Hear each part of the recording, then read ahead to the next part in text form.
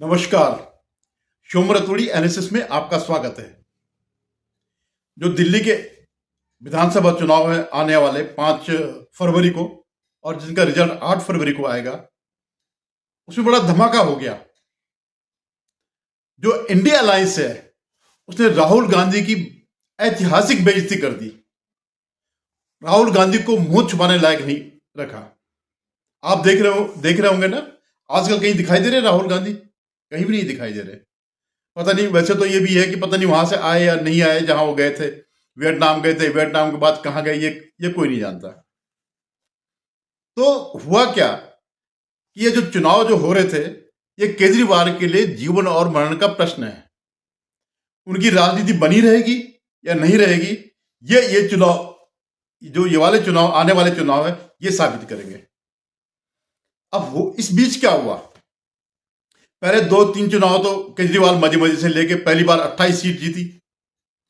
और क्योंकि सरकार नहीं बन रही थी, 36 में सरकार बन रही थी, 8 उस समय शायद इनके थे, कांग्रेस के, और उन्होंने समर्थन दे दिया।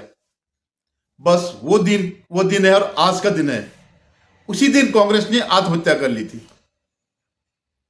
उसके जो है, तब से जो है 0-0 आ रहे हैं। विलीन हो गई कांग्रेस इस गलती से, उनको समर्थन दे करके। उसके पीछे कारण यह था कि भाई बीजेपी सत्ता में ना आ जाए, इसलिए केजरीवाल को समर्थन दे दो। तो उसके बाद से धाराशायी हो गई कांग्रेस। वो कांग्रेस जिसका अधिकांश समय तक दिल्ली पर राज था, दिल्ली पर उनका वो था, लोकप्रिय थे। 15 साल तो अकेली शीला दीक्षित रही है मुख्यमंत्री, और कभी महापौर उनके और बीजेपी के रहते थे। लेकिन केजरीवाल को एंट्री दे करके इन्होंने अपने पैर पे जो कुल्हाड़ी मारी, और वो पैर पे नहीं मारी बल्कि गर्दन पे मार ली अपने। खत्म हो गई वो कांग्रेस।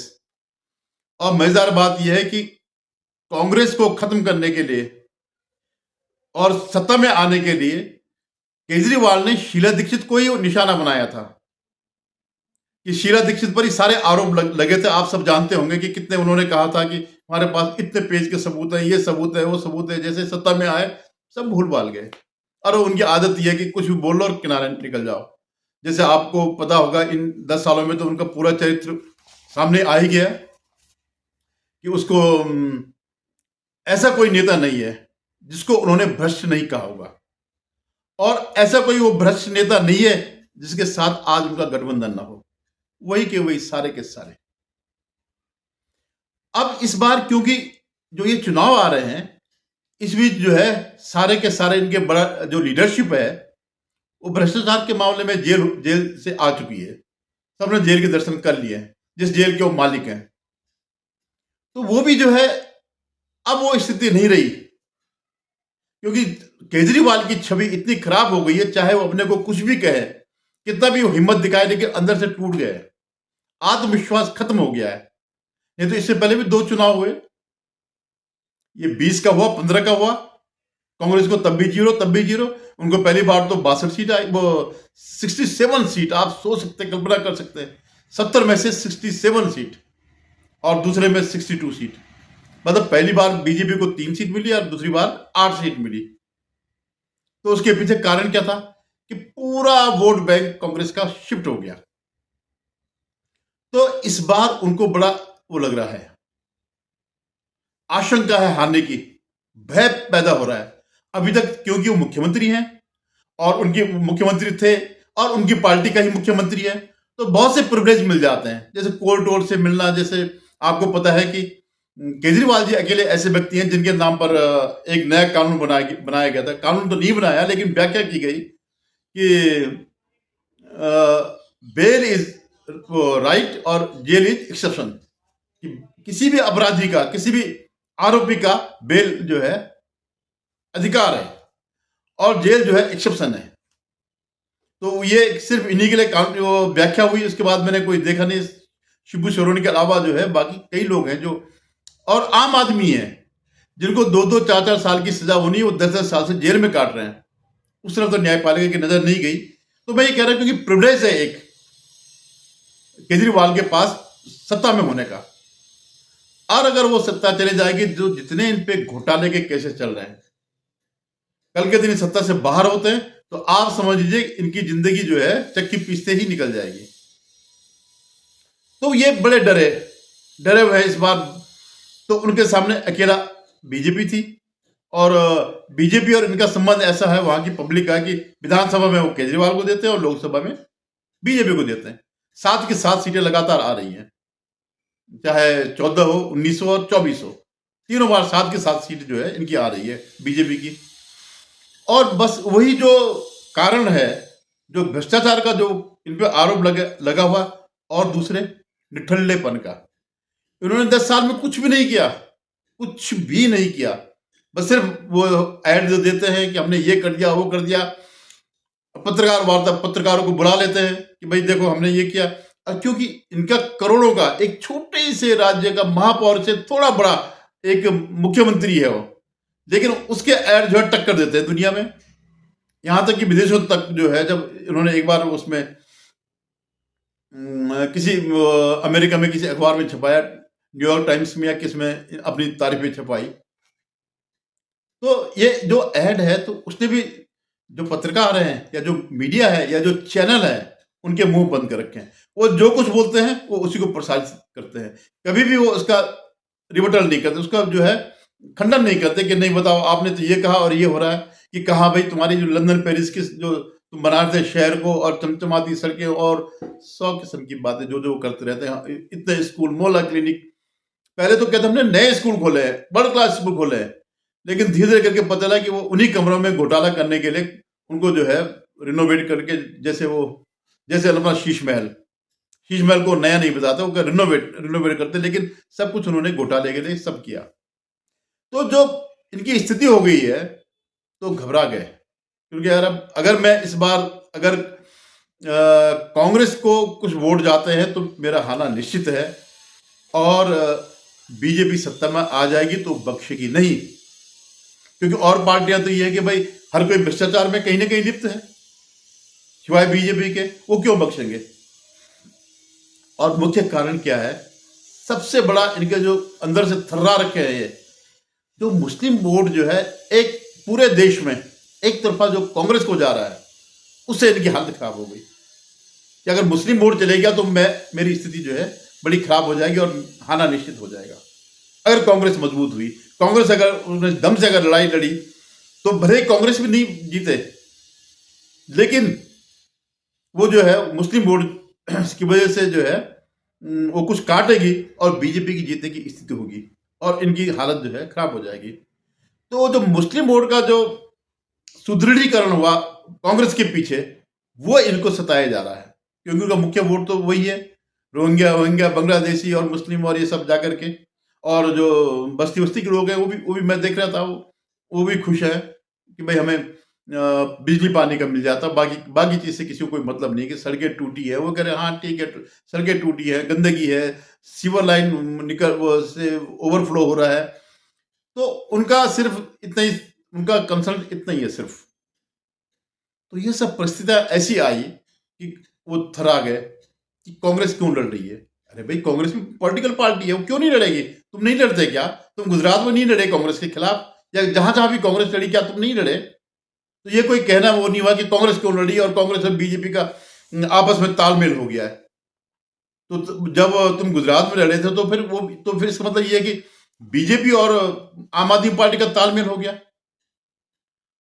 तो फिर इन्होंने क्या चाल करी भाई? वैसे तो बहुत चतुर आदमी है, इसमें तो दो राय नहीं है। ऐसा आदमी है जो एक झूठ को दबाने के लिए फटाक से दूसरा झूठ बोल देगा, फिर उसको छुपाने के लिए तीसरा झूठ बोल देगा। आप घूमते रहिए उनके झूठ के चारों तरफ। तो उनको यह लग गया है कि आज जो इनका इंडिया अलायंस है उसमें खटपट चल रही है, और कोई राहुल गांधी को नहीं देखना चाहता है एक लीडर के रूप में, अपने लीडर के रूप में, या इंडिया अलायंस के लीडर के रूप में। पिछले कई महीनों से यह सब चल रहा है। ममता बनर्जी ने कह दिया, कईयों ने कह दिया, तो अब इनको जो है केजरीवाल को मौका मिल गया कि यार इस समय जो है इंडिया अलायंस वालों से बात करते हैं, और मैं भी उन्हीं उसी खेमे का हूं। एंटी राहुल गांधी है, जैसे ममता है, अखिलेश है, ये है। तो उन्होंने जो है इनसे बात करी और उन्होंने सबने बयान दे दिए, सारी इंडिया अलायंस ने, कि नहीं यहां पर जो है कांग्रेस को नहीं लड़ना चाहिए। देखिए कितनी बड़ी बेइज्जती है। अरे आप जब आपके अलायंस का पार्टनर है तो आप मत बोलो कुछ, चलो लड़ने दो उनको, या आप ज्यादा ये कहो कि भाई दोनों मिलकर के लड़े, तालमेल से लड़े। उन्होंने ये नहीं कहा, उन्होंने सीधे आउटराइट रिजेक्ट कर दिया राहुल गांधी को कि नहीं, इससे जो है बीजेपी जीत जाएगी। अगर आप दोनों मिलकर लड़ो तो तब तो वोट कभी भी नहीं बटेंगे। अभी तो माना कुछ परसेंट बट भी अगर जाए तो वो तो नहीं बटेंगे, लेकिन ऐसा नहीं हुआ।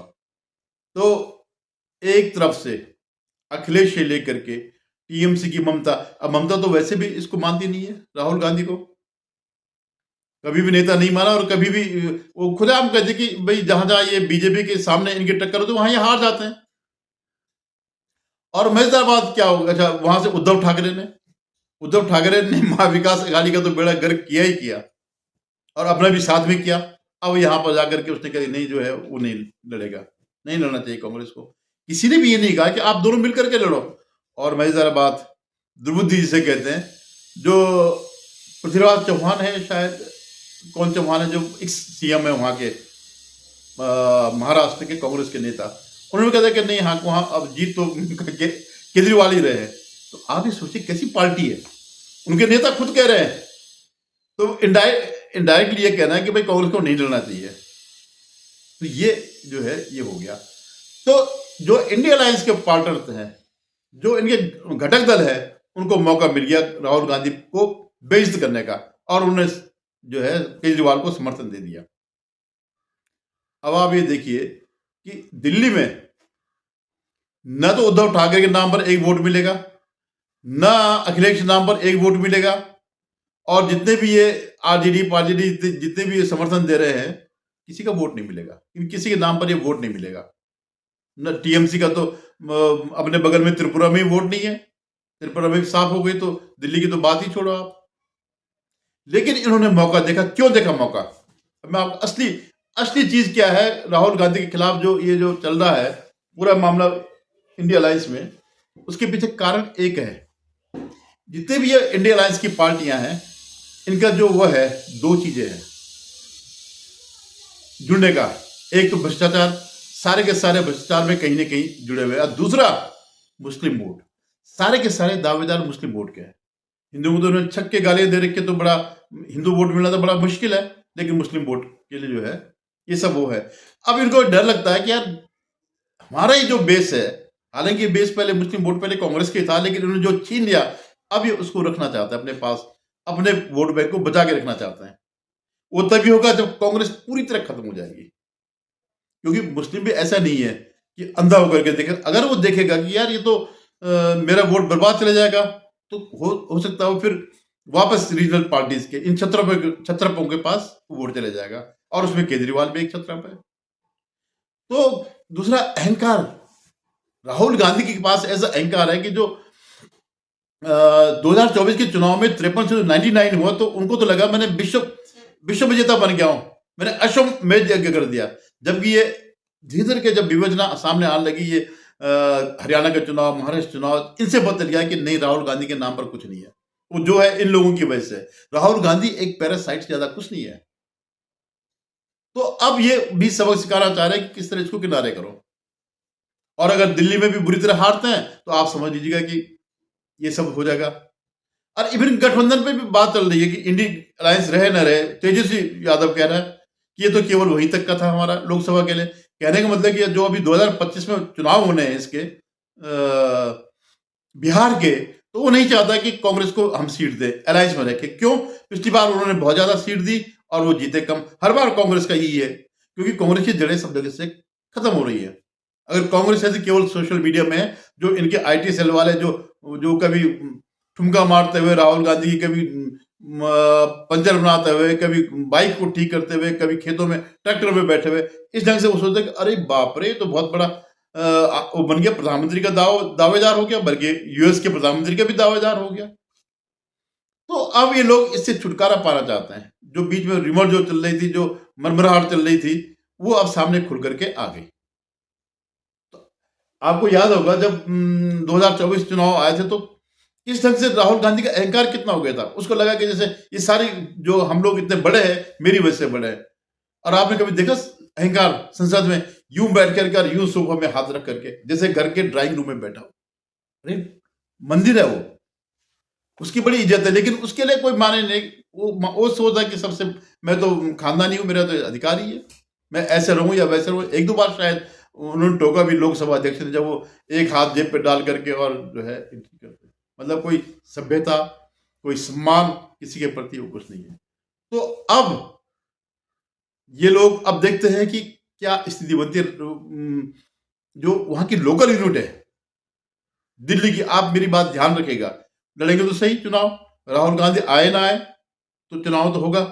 अगर इनकी कुछ सीटें भी अगर आती है, क्योंकि लगातार जीरो चल रहा है, तो हो सकता है अगर बीजेपी को पूर्ण बहुमत न मिले तो पूरी की पूरी दिल्ली यूनिट अलायंस कर सकती है, क्योंकि राज्य में तो वो है, एमपी तो नहीं कर सकते हैं, लेकिन स्टेट्स में अगर अब पूरी यूनिट चल जाती, जैसे महाराष्ट्र में वो टूट के गए थे, टू थर्ड मेजोरिटी लेकर के शिंदे चले गए थे, अजीत पवार चले गए थे, तो यहां पर भी ये हो सकता है अगर बीजेपी को अपने में बहुमत नहीं मिले। धन्यवाद, नजर रखिएगा, बहुत रोचक चीजें हो रही है, इनके रोज के ड्रामे चल रहे हैं, कभी जाट पे लेकर के, कभी पूर्वियों पे लेकर के, बिहारियों को लेकर के। ये तो इसका तो काम ही हुई है केजरीवाल का, अनशन बोलना जो भी है। धन्यवाद, आपसे निवेदन है आप मेरे चैनल को सब्सक्राइब करिएगा, शेयर कीजिएगा और कमेंट जरूर करिएगा आपका क्या राय है इस, ये जो सारा घटनाक्रम चल रहा है और जो दिल्ली के चुनाव है उसमें क्या राय है।